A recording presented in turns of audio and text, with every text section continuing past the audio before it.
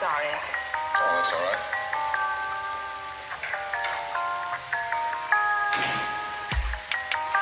Salut les tout le gars! Bon, alors aujourd'hui c'est notre première vidéo sur YouTube. On vient de débuter enfin notre road trip en Europe. Voilà. Donc on fait un peu vite fait la présentation. Moi je Mademoiselle, m'appelle Julie, je viens d'avoir 23 ans. elle est toute jeune, moi j'ai 48 ans, moi c'est Jean-Michel. Non en vrai, William, 24 ans.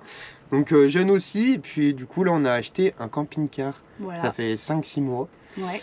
Donc on va un peu tout vous expliquer, mais peut-être dans les prochaines vidéos, là on fait en rapide, mais on vient de débuter nos tours en Europe depuis 2-3 semaines, et en 2-3 semaines, on a eu énormément de poisses. Donc vous allez nous dire si vous avez autant de poisses que nous, mais nous là c'est un level, très haut. au-dessus.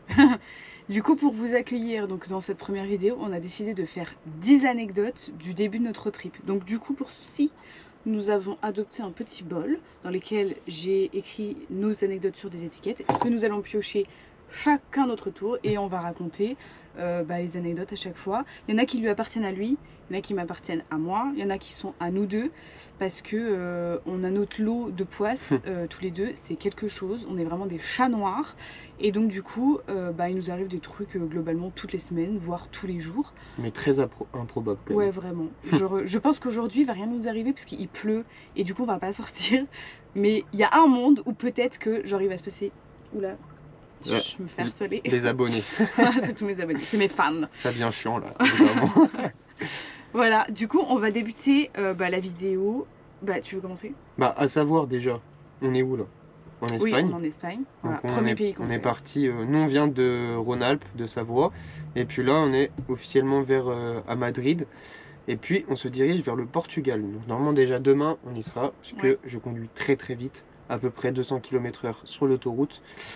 Bon, mais on est obligé de présenter quelqu'un qui est avec nous. Ah oui! Je vous présente la star de ma vie, Toon. Coucou! Pour commencer, on va faire un petit pierre-feuille-ciseaux des familles. À savoir, tu perds tout À le savoir, temps. je perds à chaque fois. Dans la logique, je dois commencer. Vas-y. Pierre, feuille, ciseaux. Pierre, feuille, ciseaux. Bâtard. Voilà, vous avez prédit. Ok, c'est lui. Je sais pas si vous allez voir. Coupe, circuit. Alors, très drôle. On était dans le sud, en vacances, et puis tout d'un coup, plus d'électricité dans tout le camping-car. On se dit, bizarre cette histoire. On essaye de tout vérifier, à savoir que la batterie de la cellule, donc du camping-car, était neuve. On l'avait acheté il y a 2 semaines, donc c'était quasiment pas logique si elle était déjà morte, quoi. À part si elle était mal installée, mais c'est moi qui l'ai installée, donc étant un grand mécanicien, comme vous pouvez le savoir pour ceux qui me connaissent, ou pas. Bon bref, c'était normalement bien installé. Donc on vérifie tout, on prend le voltomètre pour vérifier, il y avait du voltage, et quand on allumait le camping-car, tout marchait. Donc très bizarre. Donc là au bout d'un moment on était bloqué, c'est-à-dire que s'il n'y a pas d'électricité, il n'y a pas de frigo, s'il n'y a pas de frigo, il n'y a pas de nourriture, s'il n'y a pas de nourriture, on n'est pas content. Et puis on perd de l'argent au passage. Donc on appelle un garage qui nous dit, il n'y a pas de souci, vous avez un rendez-vous dans 1 mois et puis vous pouvez passer. Le 12 novembre. On était le 12 octobre. Bon. Donc pendant 1 mois on était un peu mort, quoi, donc on a dit on va essayer de trouver un autre garage, on appelle et tout. Puis là on tombe sur un petit particulier qui avait son propre garage avec plein de camping-cars. Il nous dit vous pouvez venir, sauf que c'était à 50 minutes de route, donc pas le choix, écoute, on prend le camping-car. Et après arrivé, le mec il rentre en 30 secondes top chrono, il regarde, il fait vous avez pas pensé à ça? Il fait on savait pas. Il regarde sous le siège passager, et là en fait on voit qu'il y a une mallette. On me dit il y a juste manette. une mallette? Non, une manette. Une manette. Genre une petite poignée rouge, quoi. Bon. C'était pas une manette de PS4, mais bref, c'était une manette qu'il fallait tourner, et en fait toute l'électricité marchait. Donc en fait c'était un coupe-circuit, on savait pas qu'elle existait, et dans tous les papiers du camping-car il y avait rien de signalé.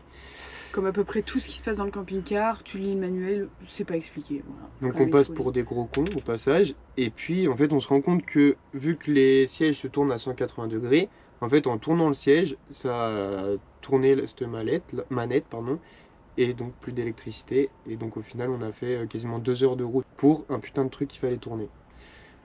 Donc voilà, ça c'était la première anecdote qui nous a bien fait chier.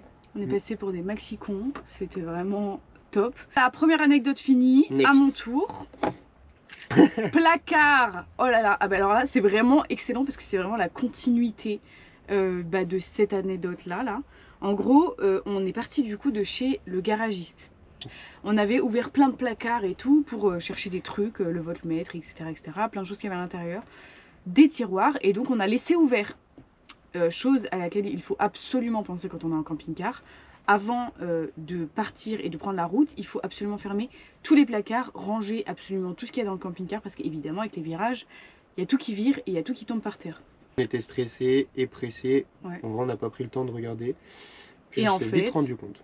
Et en fait, il y a un placard, je sais pas si vous verrez, juste là-haut, où à l'intérieur, monsieur a rangé sa PS5.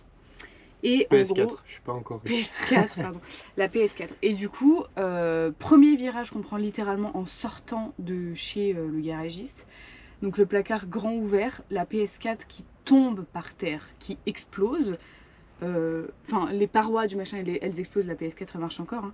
Mais là n'est pas le plus grave, c'est que ça a éclaté le sol. Genre vraiment, je vais essayer de vous montrer. Ça a tout fissuré. Et après, je sais plus à quel endroit. Bon, le sol est dégueulasse parce que monsieur est allé dans la terre. Je montre en deux spies le placard parce que il est pile ici. Bon, voilà, c'est ça. Mais il y a à peu près 2 mètres entre le placard et le sol. Donc déjà, j'ai cru que ma PS4 était morte. Donc j'ai déjà fait une prière avant de la regarder. Mais elle marche. C'est ça le plus important. Bon, il y a un sol en moins, mais madame a bien réparé le sol grâce à ses mains. Le fait. Sachez qu'on en prend très soin, Oui, mais en fait, habituellement, on en prend soin. ça arrive tellement vite et il y a tellement de choses à savoir avant de démarrer. Voilà, nouvelle anecdote. L'eau chaude. Bah, pas. Vraiment, c'est vraiment En la fait, continuité. franchement, c'est pas fait exprès, mais tout est suivi. Pareil, c'est arrivé le même jour que le coupe-circuit. Bref, on rentre des 2 heures de route là. Et forcément, on voulait prendre une douche parce qu'on est des gens assez propres, généralement. Et puis, l'eau chaude ne voulait pas venir.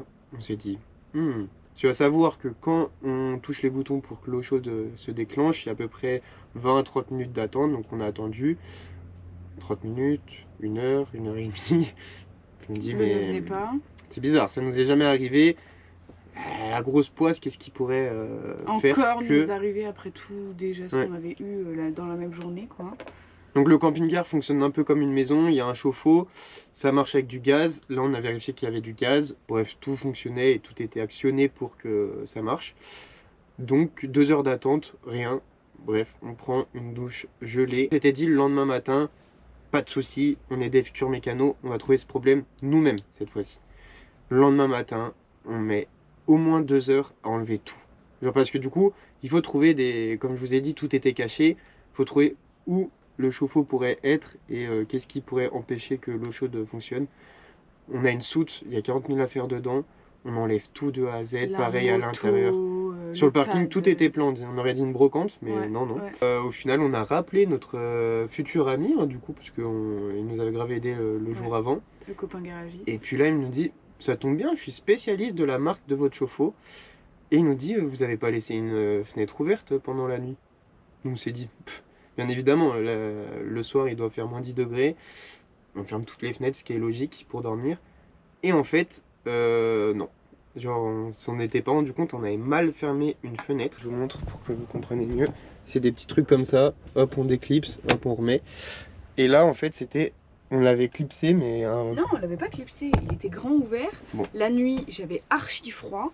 Et je disais à William, putain, je comprends pas, c'est la première fois que j'ai aussi froid dans le camping-car et tout. Et du coup, le gars, il nous explique qu'en gros, il y a un... Qu'il y a genre un capteur sur cette fenêtre. Ouais. Et que quand le gaz et le chauffe-eau chauffent, à l'extérieur, ça... libère du gaz, quoi. Ouais, et en fait, faut pas que ça remonte dans le camping-car pour pas que ça fasse un mauvais circuit. Par cette même fenêtre, du coup. Donc en fait, c'est une fenêtre spécifique sur 10. Et bien sûr, c'était celle où on avait mal fermé, forcément.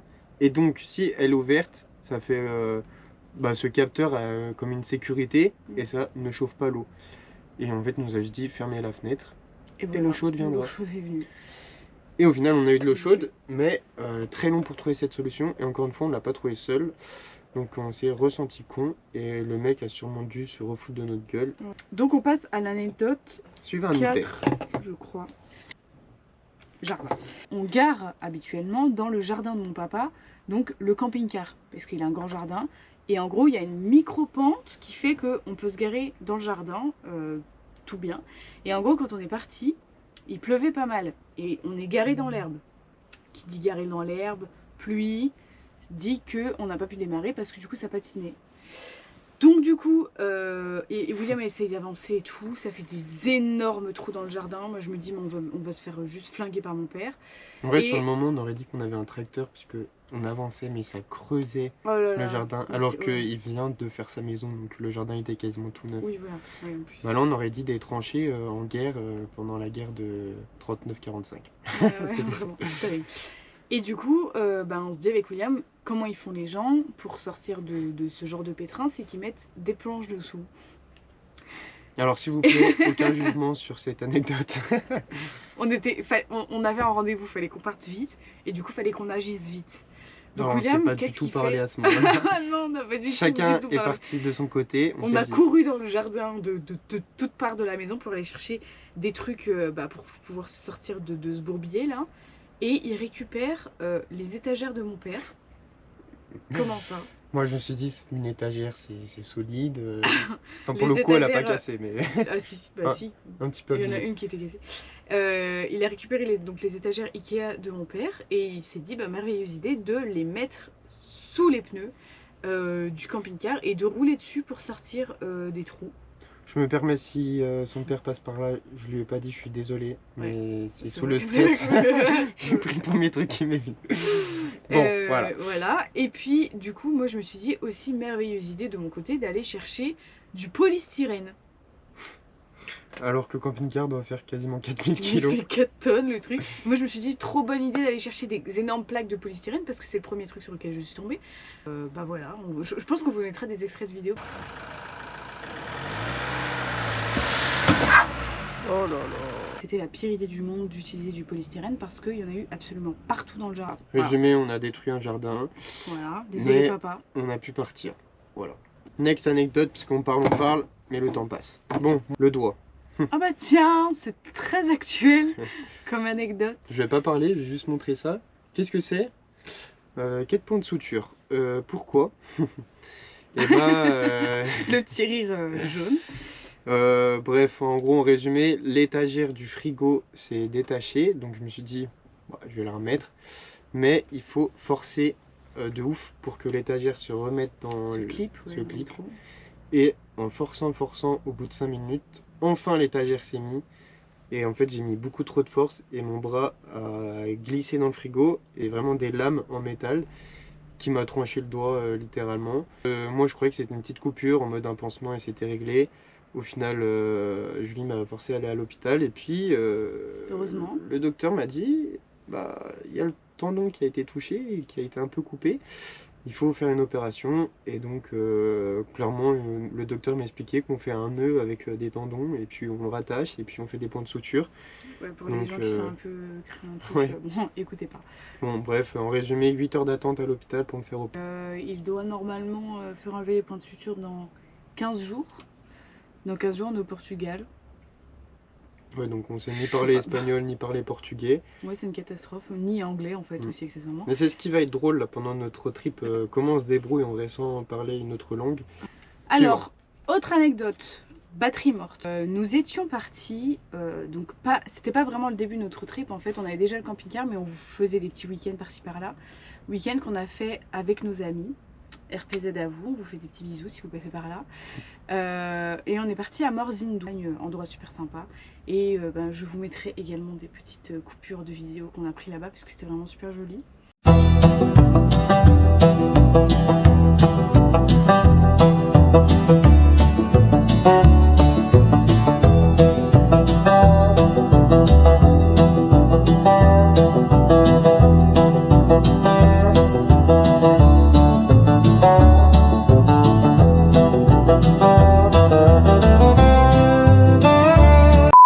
droit de leur dire un petit secret? Ouais. On a été filmé par la télé pendant 3 jours. Ah oui, c'est vrai. Mais on vous le dira Normalement, ça prochainement. arrive soon. Du coup, on passe 3 jours là-bas et dont une nuit où tout s'est passé. Où on a dormi vraiment, pour être vulgaire, dans le trou du cul du monde, où il n'y avait absolument personne. Et on dort super bien, tout se passe bien, etc. Et le lendemain matin, du coup, on veut partir pour aller visiter le village des Chèvres, qui se situe juste à côté de Morzine en fait. Et donc on démarre le camping-car. Bah non, enfin non en fait, on démarre pas, juste on démarre pas. Essaye. On essaie de démarrer, ça marche pas, ça marche pas, ça marche pas, ça marche pas. On passe 2 heures à essayer de faire démarrer le camping-car. Donc on voit des gens qui sont à côté, on leur demande s'ils ont des câbles, des pinces, de démarrage, etc. Ce qui nous a permis de réussir à redémarrer, parce qu'en fait nos amis ils avaient aussi un van qu'ils ont collé du coup tête à tête avec notre camping-car à nous, et on a pu démarrer donc le camping-car grâce à eux. Lendemain, on essaie de démarrer le camping-car, rebolote. Voilà, donc cette histoire nous a coûté 300 balles parce que du coup on a dû changer la batterie. Un camping-car c'est différent qu'une voiture. Les batteries moteurs sont tout le temps sous le capot. On l'a cherché pendant vraiment longtemps. En fait là elle est sous un siège conducteur. Improbable. Donc on a mis du temps à comprendre ça. Oui, mais là où il faut brancher les pinces, c'est sous le capot. Mais là où est la batterie, c'est sous le siège. C'est sous le siège, improbable. Essayez de comprendre ça, voilà, 1 heure d'attente. Je viens de comprendre un truc, mais en fait à chaque fois qu'on est filmé, on passe pour des cons. Oui, vraiment. Bon. On assume. On assume. Mais un jour peut-être on sera intelligent et on aura tout compris. C'est la jeunesse. C'est l'objectif. C'est la jeunesse. Allez, j'enchaîne. Tribunal. Ça. Donc voilà, étant un grand bandit, voilà, l'histoire est longue mais j'essaye de la faire en 1 minute.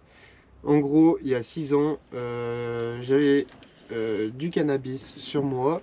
Je me fais arrêter par la police. Je venais d'habiter à Valence. La police me demande tous mes coordonnées. J'habitais chez un ami, mais je connaissais pas l'adresse vu que je venais d'arriver. Je lui donne juste l'adresse de mes parents et mon téléphone, enfin mon numéro de téléphone. Numéro de téléphone qu'il avait plus en fait, même plus. Ouais. Parce qu'en fait il avait cassé son téléphone, du coup il avait un téléphone, vous savez les tout petits cellulaires qui font bien dealer finalement, avec une petite sacoche aussi. Je précise, je n'étais pas dealer à ce moment-là, ni dans ma vie entière. Mais bref, j'arrive au commissariat, ils me prennent mes empreintes et tout, comme à la télé quoi. Comme dans les films. Et ils me disent tu vas avoir un stage de prévention, mais vu que c'était l'époque du Covid, tu n'auras pas de stage, il faudra attendre la fin du Covid. J'ai dit ok, pas de souci. Puis le Covid passe, pas de nouvelles. Je me dis bon, super, ils m'ont oublié. 3 ans après, la police intervient chez mes parents, d'un coup comme ça. Ils me disent oui, la police de Valence vous recherche, il faut donner toutes les coordonnées de votre fils, etc. Donc ma mère leur donne, mais demande la raison. Ils me disent on ne peut pas vous le donner, c'est seulement à la personne. Voilà, c'est secret professionnel si vous voulez. Donc je me chie un peu dessus à ce moment-là. J'appelle toutes les polices de Valence, là où je m'étais fait arrêter, ils me donnent aucune information. Je me dis c'est pas par rapport à ça, ça doit être par rapport à autre chose, mais bon, je savais pas. Et un jour, je me fais prélever de 250 € sur mon compte bancaire directement. Et je vois, ça vient du tribunal de Privas, donc vers Valence. Donc je les contacte et là ils me disent c'est par rapport à une amende non payée qui a été majorée jusqu'à 250 €. Donc moi je regarde sur internet comment faire opposition à une majoration d'amende en demandant à payer l'amende initiale, puisque je ne l'ai jamais reçue cette amende. Au final, très simple, 3 semaines après, rendez-vous au tribunal. Mais je me dis mais c'est complètement dingue d'être convié au tribunal pour une histoire de 10 €. On rappelle dès le départ la base. Donc, on se déplace jusqu'à Privas, 2h30 de route. Au final, je me dis, je vais pas prendre un avocat pour ça. Je passe au tribunal, des prisonniers passent derrière des vitres, vraiment, encore une fois, comme dans les films. Là, je me dis, mais je suis où? Qu'est-ce que j'ai fait pour en arriver là? J'attends 4 heures, parce que j'adore attendre dans ma vie. Pour au final, j'explique l'histoire, que j'ai jamais reçu d'amende, que j'aimerais payer l'amende initiale. Et là, le mec me répond... non mais vous allez payer 300 € et faudrait pas que l'État soit perdant. Donc tout le monde se fout de ma gueule pendant le tribunal, ce qui est super correct. Et au final la juge prend la décision d'accorder les 300 €. Et en plus elle oublie de dire qu'il y a des frais judiciaires. Ils m'ont juste dit, vu que c'était le Black Friday, apparemment, si vous payez directement, vous avez moins 20% à la caisse. J'ai dit, top. Ils ont sorti le TPE à la sortie du tribunal. Alors, nouvelle anecdote, vidange toilette. Courte, simple, efficace, très drôle, parce que c'est pour ma pomme, voilà, je me suis tapé un petit moment de gêne intense, de solitude. Voilà, depuis, j'ose plus la toucher, sachez-le. En gros, c'est la première fois que je visitais les toilettes. Donc, il faut savoir qu'on a une cassette. C'est une boîte, quoi. Une boîte à caca. Comme une boîte à anecdote, là, mais boîte à caca. C'était un peu terrible, mais voilà. C'est la vie de début de van life finalement. Et cette cassette, il faut la vider tous les 2-3 jours grand maximum parce que sinon il y a une odeur nauséabonde, je vous explique, qu'il faut éliminer quoi. Donc c'est une espèce rare. Du coup il faut le vidanger dans des endroits qui sont prévus à cet effet. Et là c'était la première fois, donc je prends la cassette, je vais à l'endroit du coup prévu à cet effet et je regarde en fait la personne qui était avant moi qui vide lui ses toilettes, qui fait la vidange et qui avait l'air d'être un grand habitué, pas comme moi. Et donc du coup je le regarde faire et tout, je me dis je fais la même chose que lui, je fais la même chose et là qu'est-ce qui se passe? Je secoue le machin pour que ça tombe du coup dans le trou et là il y a un truc qui rebondit contre les toilettes et qui vient se coller sur mon visage et sur mes vêtements, une goutte de merde, voilà, de la merde vient se coller sur mon visage et en gros il y avait mon petit frère à ce moment là juste derrière moi et là je le regarde dans un moment de solitude intense et là je lui dis putain Théo, j'ai de la merde sur le visage et là mais c'était horrible, je venais en plus de sortir de la douche, je fais ça et là dès que j'ai fini de vidanger les toilettes, déjà j'étais trop dans le mal et tout, j'avais les larmes aux yeux parce que vraiment j'ai cru que mon visage allait se désintégrer parce que j'avais la merde sur le visage quoi. T'en as encore, attends. Et du coup j'ai repris une douche juste après, voilà. Hop, moto. Ok. En gros, on est avant le départ. J'avais 2 motos à vendre parce que du coup, il fallait de l'argent forcément. Et puis, j'allais pas les garder. Donc, j'avais trouvé, mais là, c'était parfait. J'avais trouvé 2 acheteurs à 2 heures de chez moi dans la même ville. Donc, un acheteur pour chaque moto. Et je m'étais dit, ok, le jour même, je vais vendre les 2 motos. Bénef, je vais être riche, trop bien. Donc, j'avais une grosse moto que j'allais conduire moi. J'avais une petite moto que je suis arrivé à rentrer dans le camping-car et du coup il fallait quelqu'un qui conduisait le camping-car parce que Julie travaillait, donc j'ai appelé un ami qui a conduit le camping-car, merci encore à toi. Et donc on part à 2 heures de route, on arrive, premier acheteur, le mec ça me disait pendant 3 mois c'est la moto que je veux, tu peux changer les pneus neufs, rajouter des frais et tout, je rajouterai de l'argent par rapport au prix de base. Donc moi j'étais en mode sans souci, je vais la vendre en 2 secondes, elle était nickel et tout. Et là, j'arrive, et en fait, vu que la moto était penchée, ça fait que l'essence passait mal dans le moteur. Donc, quand on la remet droite et qu'on essaie de la démarrer, comme dans toutes les motos, la moto démarre bizarrement. Donc, le mec, il est en mode, oula, quelle moto je vais acheter? Et moi, je le rassure, je dis non, mais c'est normal, etc. Blablabla. Donc, au bout de 2 minutes, la moto démarre correctement. Et là, le mec fait 100 kg et 40 ans, il se met sur la moto et là il l'essaye. Forcément, c'était une moto d'origine, donc la moto n'avance quasiment pas, ce qui est normal parce que le mec faisait plus de 100 kg. Et là, d'un coup, il la met sur la béquille. Monsieur, faut pas qu'il tombe sur sa il la met sur la béquille, sans discussion. Il remonte dans son camion, il fait c'est une moto de merde, je la prends pas. Et il se casse. Et je suis en mode, j'ai rajouté 300 balles d'équipement sur ma moto juste pour sa gueule. Et je me retrouve avec une moto sur le dos. J'ai fait 2 heures de route rien que pour lui. Super sympa, très correct. Si tu passes par là, va bien te faire empailler. Voilà.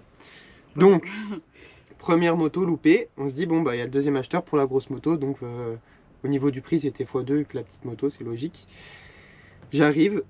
Donc, le gars était très minutieux. Il regarde chaque détail, mais la moto était quasiment neuve, donc pas de souci. Et là, il me dit, est-ce que je peux l'essayer et tout? Ouais, pas de souci. Bref, il l'essaye. Il revient, et puis là, il essaye de trafiquer le compteur qui est électrique, là, sur les nouvelles motos. Moi, j'y connaissais rien. Et en fait, d'un coup, il appuie sur un bouton, et ça change les kilométrages de la moto. Et ça fait comme les voitures, je sais pas si vous savez, vous appuyez sur un bouton, et à partir de là où vous faites le plein, ça vous calcule les kilomètres pour savoir à peu près combien de kilomètres vous faites avec un plein. Moi, quand j'ai acheté la moto, en fait, le mec avait appuyé sur un bouton, sur ce bouton-là, et en fait, ça faisait genre 2500 km que je roulais, et je pensais que c'était le kilométrage officiel de la moto que le mec m'a annoncé à la vente. Donc moi, je m'étais dit, bah, elle a pas beaucoup de kilomètres, quoi. Et là, d'un coup, il appuie sur le bouton qui reset, et là, ça met les kilométrages officiels de la moto, 4700 km. Donc quasiment x2 des kilomètres de base. Donc là, je regarde le mec, il fait ah, il y a un petit souci et tout, je suis désolé, je le savais pas. Enfin, moi, j'ai quasiment pas utilisé la moto, en tout cas depuis que je l'avais acheté. Donc bon, fait chier. Et puis là, je le regarde, je fais bon, après, vous pouvez me faire confiance, je suis de la police, je lui fais la blague. Et là, il me regarde, il me fait bah, ça tombe bien, moi je suis de la gendarmerie nationale aussi. Et là, il me sort sa carte. Gros moment de malaise. Donc je me dis, oh là là, putain, bon, c'est pas grave. Donc le mec me détruit sur le prix de la moto, il m'enlève au moins 400 €, ce qui est énorme. Et au final, bref, j'ai beaucoup descendu le prix de ma moto, il l'a pris, et puis il est bien content, et puis voilà, fin de l'histoire. C'est la dernière. Alors, rétroviseur, cette anecdote nous est arrivée il y a 5 jours. Ouais. Du coup, William était au volant et on était sur des routes de campagne. Du coup, on était un peu stressés, et lui et moi, en fait, il n'y avait pas que moi. Il pleuvait, il faisait pas beau, etc. Et en fait, les routes de campagne sont extrêmement petites, extrêmement serrées. Et on croise toutes les voitures, tout se passe bien, tout ça. Et là, on croise une fourgonnette qui se trouve être du coup au même niveau que notre camping-car, du coup, au niveau des rétros. Donc du coup, les deux se croisent. Bah, ça croise pas en fait. Juste le rétro éclate sur la route, le sien aussi. Donc le gars s'arrête sur le bord de la route, nous on s'arrête aussi un peu plus loin. Et donc bah, constat. Puis là en vrai on avait vraiment le seum parce que c'est la première fois qu'on abîme réellement le camping-car à l'extérieur, parce qu'à l'intérieur c'est déjà fait. Ouais. La personne qui nous avait vendu le camping-car nous avait dit surtout pas, ne pas abîmer le rétro, ça coûte 500 € le rétroviseur.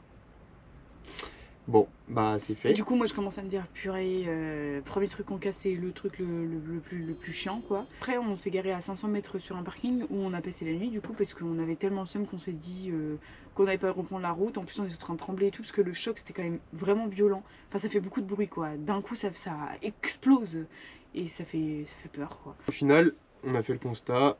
L'assurance nous a appelé plusieurs jours après. Enfin, une bonne nouvelle, ça va être pris en charge sans qu'on dépense 1 €. Là, ça fait 5 jours. Hier. Ouais, il est tout neuf, tout fonctionne. Ouais. Donc, et puis j'ai appris que le rétroviseur était chauffant de manière électrique. Pas mal, une option en plus qu'on ne savait pas. Donc voilà. Donc là, on a fait un peu le tour de toutes les anecdotes. Désolé si ça a été long, mais en vrai pour nous, ça a été très très long de vivre tout ça en moins de 2-3 semaines. Ouais, c'est vrai. Non, quelques mois, 2-3 mois, ouais. Donc voilà. Donc maintenant, on est vivant, c'est le principal. Pauvre. Pauvre, ouais. Mais heureux de commencer ce voyage-là. Puis on se dit, voilà, tout est arrivé en France. Je pense que dans un autre pays, ça aurait été un peu plus compliqué. Puis je pense que... il va nous en arriver encore, de toute manière. Ouais. Si jamais, bah, du coup, ça vous a plu, sachant qu'il va nous en arriver encore parce qu'on se connaît, et ben vous pouvez nous mettre en commentaire ou autre ben, si vous voulez qu'on en refasse une. Et si jamais vous voulez nous donner aussi des idées de vidéos. Ou de l'argent, on va faire une cagnotte. Ou de l'argent. Une cagnotte Litchi, on va l'ouvrir là dans la barre de description. 500 balles par personne, puis on est bien. Voilà. Non, en vrai, trêve de plaisanterie. Si ça vous a plu, que vous avez aimé, bah, vous pouvez liker. Commenter. Enfin voilà, vous connaissez déjà tout. Voilà, nous on connaît pas trop en vrai. Mais du coup, si vous avez des idées de vidéos ou des propositions à nous faire, on a déjà noté là-dedans des petites idées qu'on a pour des futures vidéos. Mais en vrai, l'objectif c'est d'être actif un peu sur YouTube. Voilà. Malgré qu'on sait pas trop faire, on va tenter. Et puis, en vrai, là c'est plus pour de l'amusement. On va faire transmettre toutes nos aventures, expliquer des tips, comment on fait. Et puis en vrai, je pense que c'est pas tout le monde qui fait un tour d'Europe à 23 ou 24 ans avec un énorme camping-car, parce que on vous le montrera dans une prochaine vidéo, mais il est incroyable. Très long, big et magnifique. Donc voilà, vous allez voir tout ça prochainement. Voilà, bon bah en tout cas on vous fait des bisous et puis ben du coup à bientôt. À très bientôt, bye bye.